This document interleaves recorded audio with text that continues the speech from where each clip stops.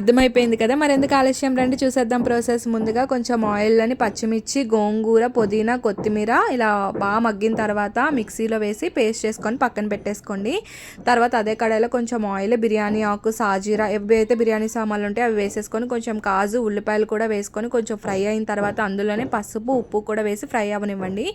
తర్వాత అల్లం వెల్లుల్లి పేస్ట్ కూడా వేసి కొంచెం సేపు మగ్గిన తర్వాత అందులోనే కరివేపాకు అండ్ నెక్స్ట్ టమాటాలు ఇలా రౌండ్స్గా కట్ చేసేసుకొని, అంతేకాకుండా ఆనియన్స్ కూడా ఇలానే వేసేసుకొని కొంచెం కలిపిన తర్వాత ఈ పేస్ట్ ఏదైతే ఉందో అది కూడా వేసి కొంచెం ఫ్రై అవ్వనివ్వండి.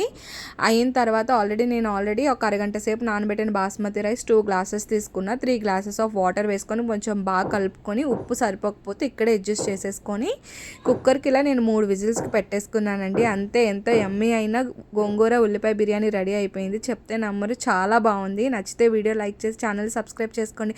Thanks for this recipe. Bye.